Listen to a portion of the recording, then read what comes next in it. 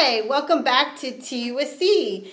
This is Cynthia Glickman, your Las Vegas real estate professional. And by the way, we do international real estate as well. And this is Robert Noggle, our legal consultant and expert. Robert, welcome. Thank you. And I'm actually having coffee today. Yes, it seems to be tea and coffee. Yes. I'm not plugging anybody this time either. So you may be asking, well, why would I short sell?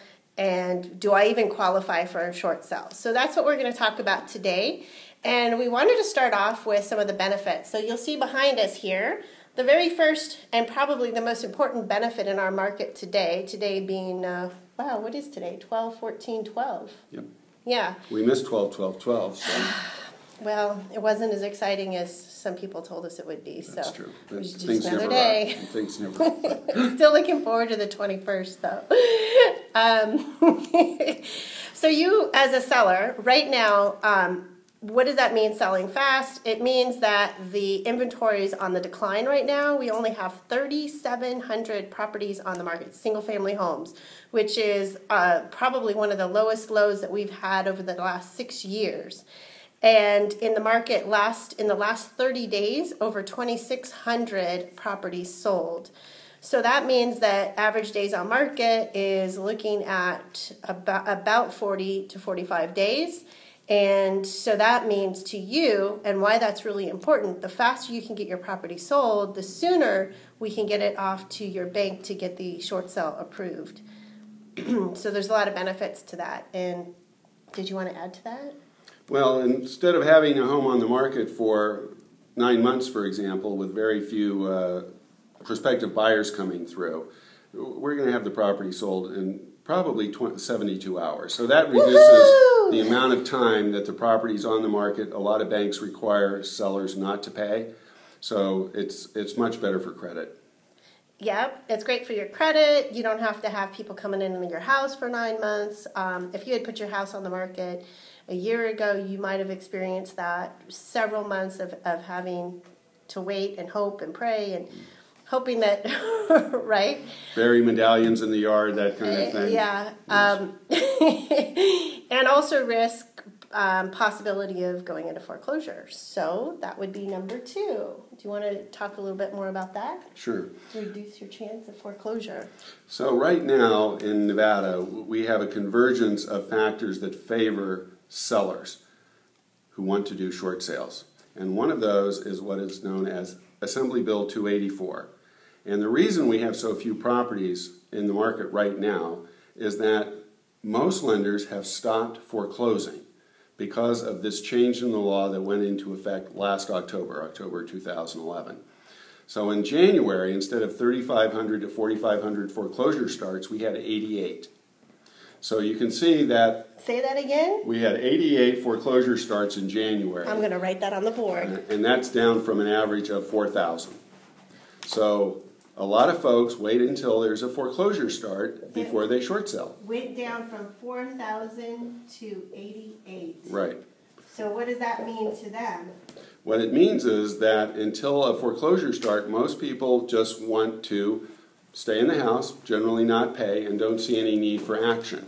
So that's why the listings have fallen off. But on the other hand, we have 75,000, 80,000 properties that are delinquent. Now, how long is this going to continue? And that is the question that no one can answer right now. But I can tell you there are borrowers in their homes as of last October who should be in foreclosure and who are not. The total number of foreclosures year to date is less than one average month prior to last year. So we have a lot more time to work on a short sale. Prior to October of 2011, we were always under time pressure in short sales because eventually there was going to be a foreclosure start, and at the end of the foreclosure is a trustee sale. So that amount of time pressure really kept us moving along with always the possibility that because of the limited time and the deadline, something was going to go awry. So we don't have that issue anymore. We have more time to prepare. We have more time to deal with the bank on the short sale. So now is the time to short sale without having all of that pressure. Just imagine this, because some of you might be sitting out there and you're thinking, oh, well, then I'll just wait. Imagine what it's going to feel like taking that huge weight off of your shoulders, of this stress and the worry of, well, I don't know what's going to happen. I don't know if I'm going to be foreclosed on. I don't know if somebody's going to come after me. I don't know if I'm going to be sued. All of these things that are this unknown, you're carrying this extra weight. Imagine what it'll be like to just set that free and be able to be free of that and be able to move forward. And again, now the third piece to this, one of the really great benefits of going ahead and doing the short sale is if you go ahead and move forward now, you're going to be able to buy much more quickly than if you were to go into foreclosure. And in some cases, if you have never been late on your mortgage, again, you're going to be able to go much more quickly into buying again. And I don't know if you saw the article in the RJ. They actually were talking about the boomerang buyers. So people are already in our market again, buying again, that a couple years back did short sell their properties. And so it's actually a really exciting time that for us to be able to get out and redo all of this. So one of the challenges that you may be facing is maybe you're thinking, gosh, I don't know what to do. You're carrying this weight and you're dwindling your resources, trying to pay and stick with this obligation that you have, and you're afraid to move forward. But I can tell you from my own personal experience, I did that. And I literally wiped out all my resources thinking, I'm going to turn it around, I'm going to turn... I owned multiple properties. I had a lot of assets, and at the end of the day, I ended up losing virtually everything. And if I had it to do over again, I would have, well, I wasn't in the same kind of market that we're in, to be honest. But if I had been blessed enough to be in the market that we're in today, I would have short sold everything and got out from under it all. 6 years ago, 5 years ago, 4 years ago, it wasn't as easy, and the banks... the statistics were horrible. It was like maybe 3% of the short sales were actually even closing.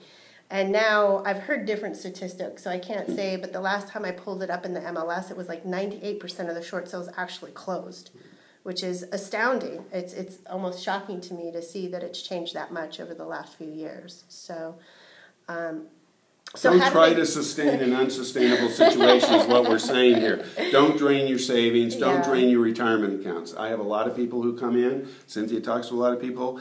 That's what they do. And at the end of the day, it's like, well, what did we gain by spending all that money? Yeah. Nothing.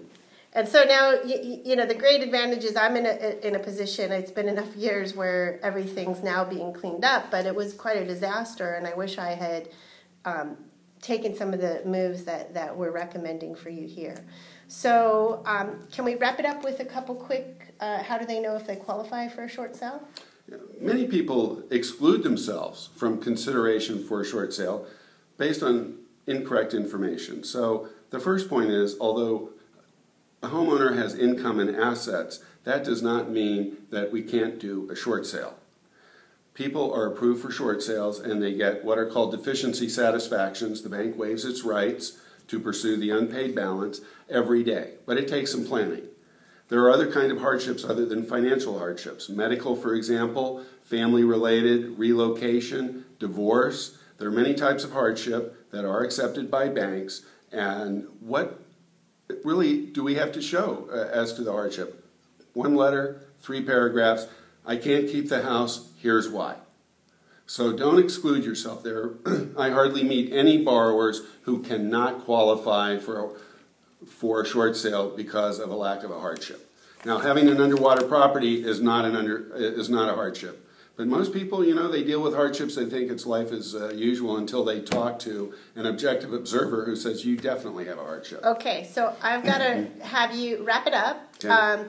So if you want further information, in fact, you need to go. I challenge you to get further information right now. How can they contact you, Robert?